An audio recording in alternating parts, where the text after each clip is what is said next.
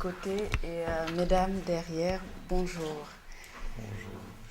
Merci d'être venus soutenir ou assister à la cérémonie de dédicace de l'ouvrage de Ketsia Béatrice Bouanga Safou. On a eu un peu de retard dans le démarrage, lié peut-être à quelques couacs de départ. Voilà, on va d'abord, le programme de cette séance va se dérouler de la manière suivante. Il est prévu avant que l'auteur Ketsia prenne la parole, qu'on fasse un petit tour de table de présentation pour voir un petit peu qui est qui et mettre un visage derrière les noms et se présenter mutuellement. Donc je vais d'abord commencer par moi-même. Et après ce tour de table, normalement, il est prévu que je prenne la parole, que je donne mes impressions par rapport à cet ouvrage-là. Et après cela, on va faire quelques lectures de quelques passages du texte qu'on a bien voulu vous distribuer, à mon avis. Voilà. Pour ma part, je suis Madame Dio ou Madame Dior si vous êtes plus Sérère ou Wolof. Je suis professeure de philosophie. J'enseigne au département de philosophie des TD et il m'arrive également d'être dans les lycées, mais aussi dans les universités privées.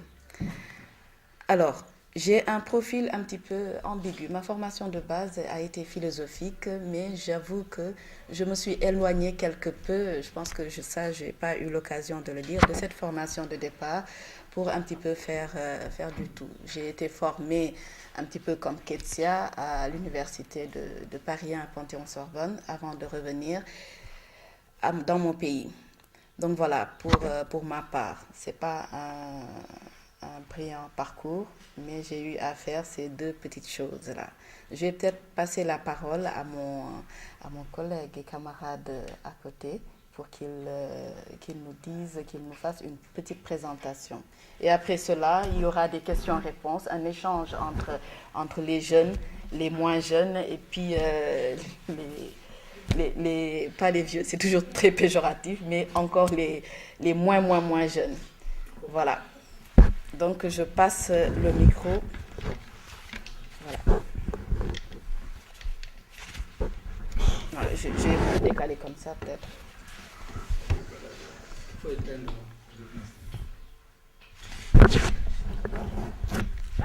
Pour ma part, je suis M. Ngantali. Je crois que la majorité me connaît ici. Je suis le consul de l'ambassade du Congo, ici à Dakar. D'accord, très bien. C'est M. Daniel Mamina. Je suis l'attaché administratif à l'ambassade du Congo à Dakar. Je suis Bernard Ntsana, congolais, et je suis à la SECNA, la direction générale de la SECNA. Merci. Bonjour, je suis Madame Kandé Fatou Ndiaye, je suis secrétaire à l'ambassade. Merci. Et manager de l'artiste qui est juste à côté de moi. Merci.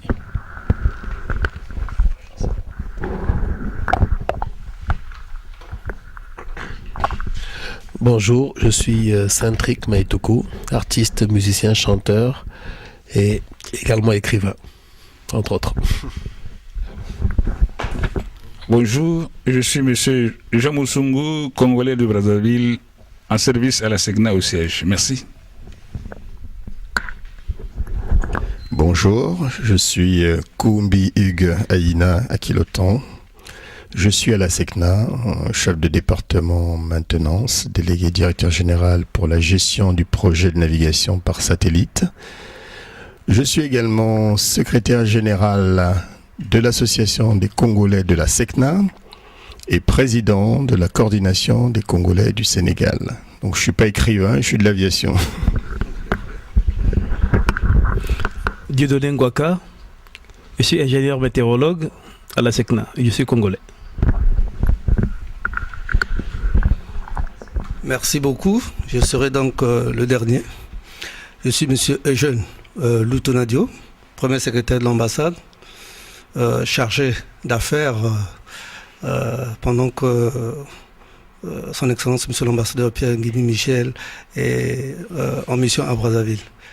Madame, je serai peut-être un peu très court. Nous sommes très ravis et très marqués par votre manière de conduire les débats. Et je pense que tout va aller comme prévu. Merci beaucoup. Je vous retourne la parole.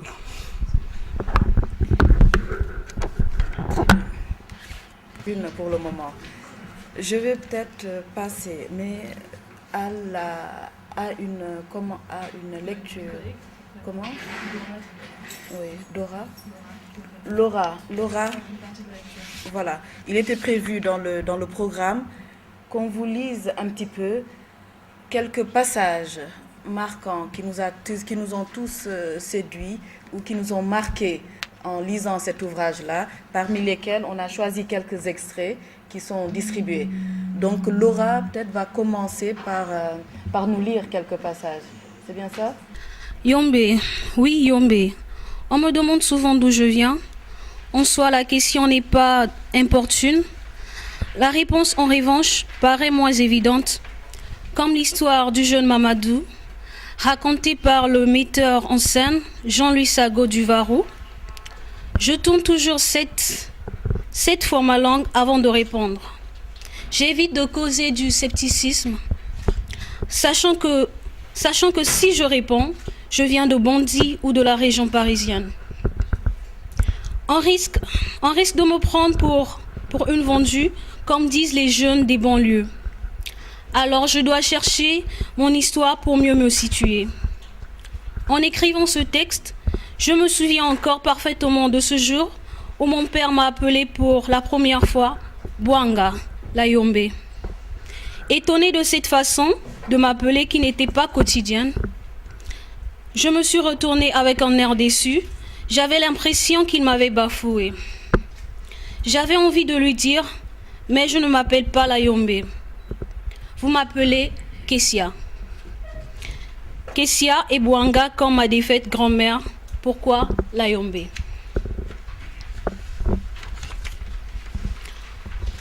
En effet, comme beaucoup de jeunes Yombe de ma génération à Pointe-Noire, capitale économique du Congo-Brazzaville, j'ignorais que dans mon pays, il existait une confrérie appelée Yombe. Quand les camarades de classe me demandaient mon ethnie, je répondais fièrement que je suis Vili. Le Yombe pour moi, à l'époque où j'étais au Congo, c'était cet individu qui venait de la République démocratique du Congo, exerçant en général les métiers de la manucure, Banabanzaka, qui nettoie les ongles. Étant donc une enfant de la ville, je pouvais tout accepter sauf d'être appelée Yombe. Faute de connaissances, avec l'éloignement, on apprécie davantage son pays d'origine. Arrivé en France, un pays qui se croit totalement blanc, je me suis rendu compte qu'il n'était pas important de continuer à vivre avec un sentiment d'infériorité. Du fait que je suis une jeune fille d'incarnation noire, parce que je venais d'un continent laminé, alors je dois chercher une bonne réponse. D'où je viens? Du Congo. Oui, ça je le sais depuis, mais d'où précisément? De Kakamweka. Mes racines maternelles sont là-bas. Nous fasse à son tour une petite lecture du passage suivant intitulé « Qui sont donc les Yombe? Sont-ils des Vili ?» Vous allez peut-être, à votre lecture, nous éclairer. Qui sont donc les Yombe? Sont-ils aussi Vili? Les Yombe sont un peuple d'Afrique centrale établi au Mayombe, au centre de la République démocratique du Congo, dans le sud-ouest de la République du Congo et au Kabila. Ils appartiennent au grand groupe des Congos. Ils parlent le Kiyombe ou Kiyombi, une langue bantoue. Soyez indulgents, il n'est pas simple pour une jeune femme de mon âge de raconter l'histoire du Mayombe ou des Yombe de façon authentique. Né à peine 1992, je ne peux évidemment pas avoir le même regard que mes parents ou mes ancêtres sur ce peuple. Mais je suis fier de savoir que les Yombe sont des gens respectables comme tout le monde. Les Vili et les Yombe sont très proches. Ils vivent sur le rivage de la République du Congo et parlent presque la même langue. J'ai tenté un jour de faire la différence entre le Kiyombi et le Vili. La différence est en effet au niveau de l'accent. Quand un Vili parle, un autre individu appartenant à un autre groupe ethnique peut facilement avoir une idée de ce qu'il dit. Par contre,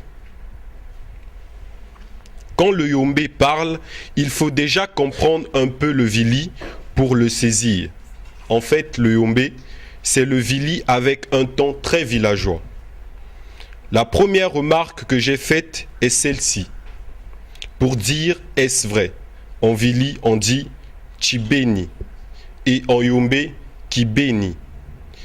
Mais ils se comprennent plutôt bien et rassurez-vous que la plupart des gens qui se disent Vili au Congo-Brazzaville sont souvent en réalité Yombe.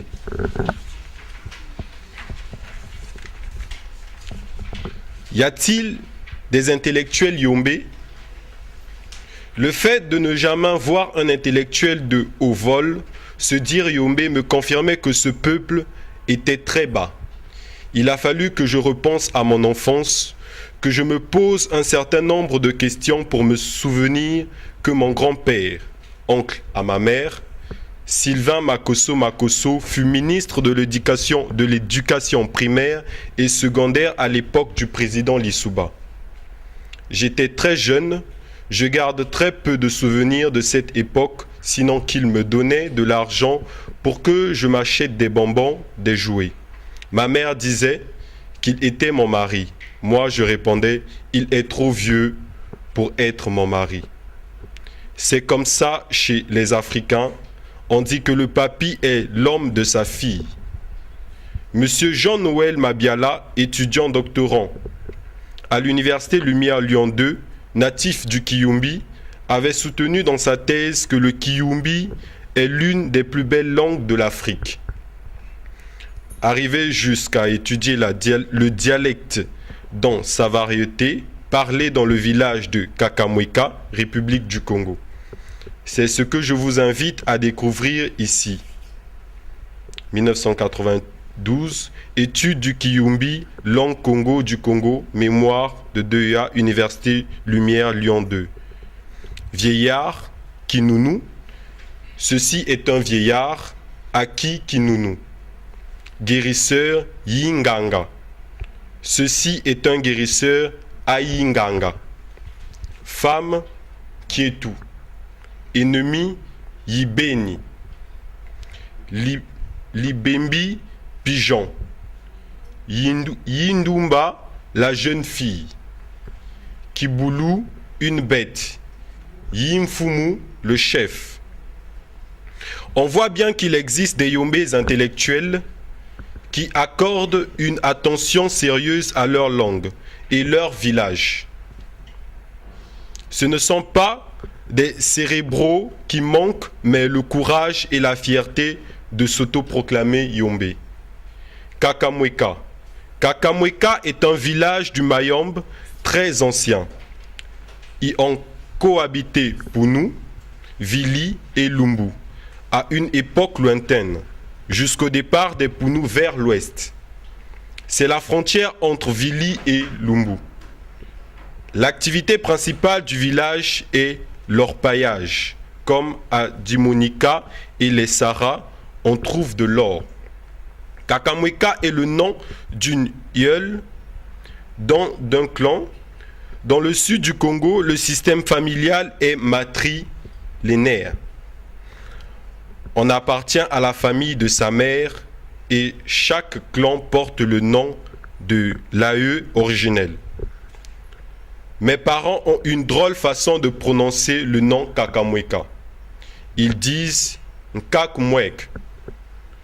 Kaka ou Nkak, c'est la grand-mère en Yombe. Et Mwek, un ou seul. Remettre la parole. Mais avant cela, je vais peut-être donner mon impression, si tu le veux bien, par rapport à ce texte. J'ai été particulièrement saisie par la qualité de l'écriture. J'ai été également émue par la jeunesse de la plume. Plume, je dis, mais peut-être du clavier devrait-on dire maintenant, puisqu'on n'écrit plus avec des plumes. On a pour coutume de réfléchir avec un clavier et d'écrire avec un clavier. Donc j'ai été particulièrement séduite par la jeunesse de la plume rédactrice. En traversant son ouvrage, je me suis d'abord intéressée au titre. Faut-il continuer à croire que les Africains n'ont rien dont ils pourraient s'enorgueillir? Je me suis dit, vaste titre d'une part, mais encore je me suis dit, titre assez provocateur quand on sait l'endroit d'où elle vient. Même si en lisant, on se rend aisément compte qu'elle ne se reconnaît pas de là où elle vient. Donc je dirais, pour ne pas la vexer, de l'endroit où elle vit présentement. Comment devrait être pris un tel ouvrage? Ou c'est un ouvrage peut-être polémique, c'est un ouvrage qui défend quelques valeurs africaines.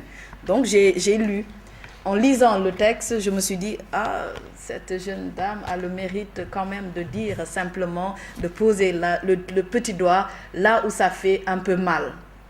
Là où elle vit, ça ne doit pas être facile de se promener, j'imagine, dans le métro parisien en se disant, bon, ceux qui nous regardent comme ça, qu'est-ce qu'ils pensent de nous? Est-ce qu'on est capable de réflexion, de création, de système de pensée?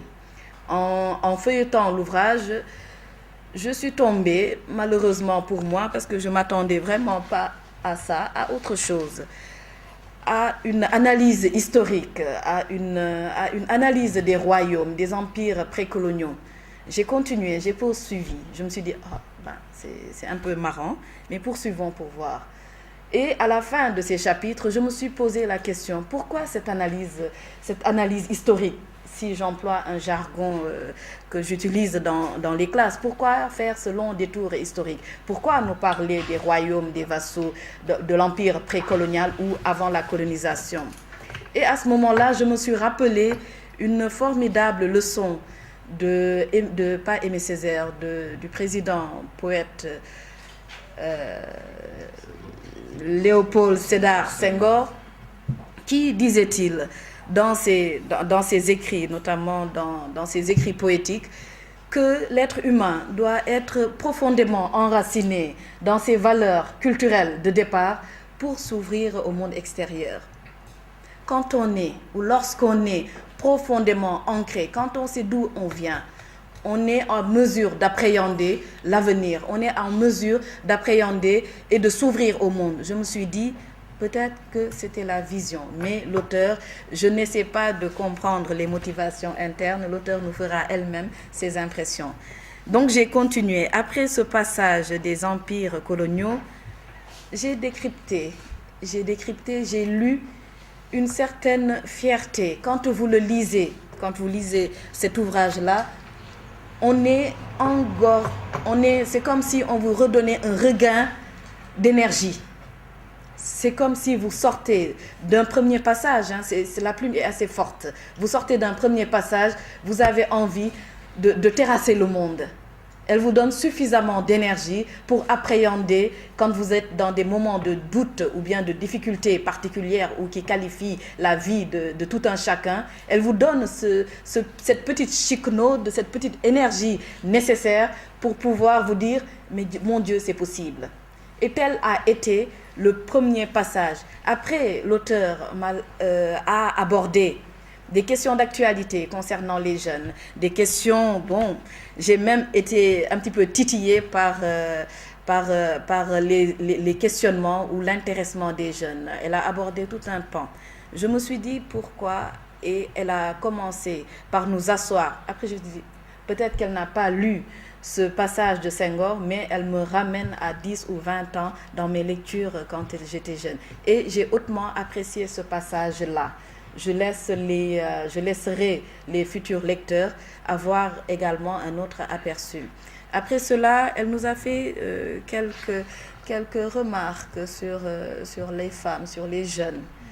Et néanmoins, et c'est un ouvrage qui, moi, ne connaissant pas la culture congolaise, je pense que même au-delà de moi, je pense que tous les Congolais ne sont pas à même de percevoir la différence ou bien la marge, la petite marge qui sépare d'une part les Yombé et d'autre part les Vili. Donc je te remercie d'avoir un petit peu augmenté ma culture. Je mourrais moins bête ce soir si tel était le destin de Dieu.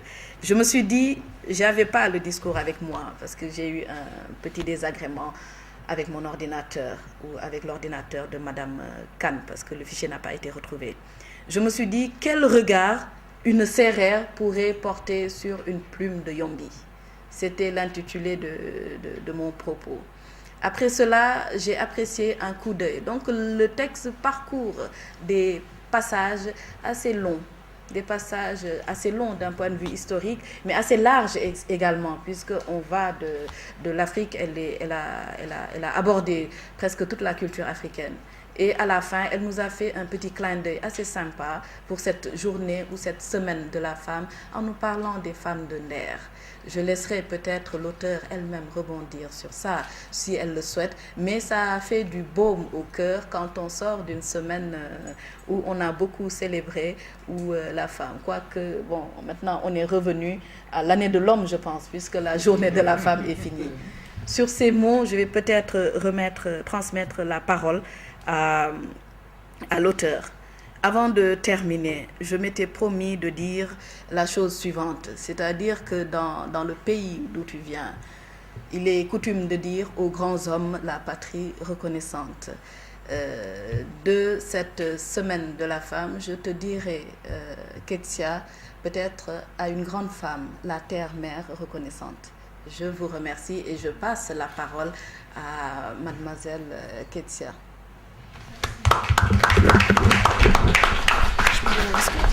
Madame Dior, mesdames et messieurs les invités venus de tous les coins du Sénégal, chers amis, je voudrais commencer par remercier son Excellence Pierre-Michel Ngimbi, ambassadeur du Congo au Sénégal actuellement en mission à Brazzaville, le chargé d'affaires et le personnel diplomatique.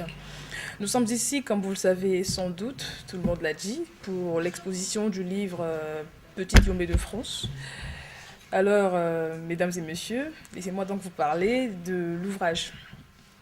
Petite Yombé de France est un roman de type essai qui relate mes vacances au village de Kakamweka à l'âge de 5 ans.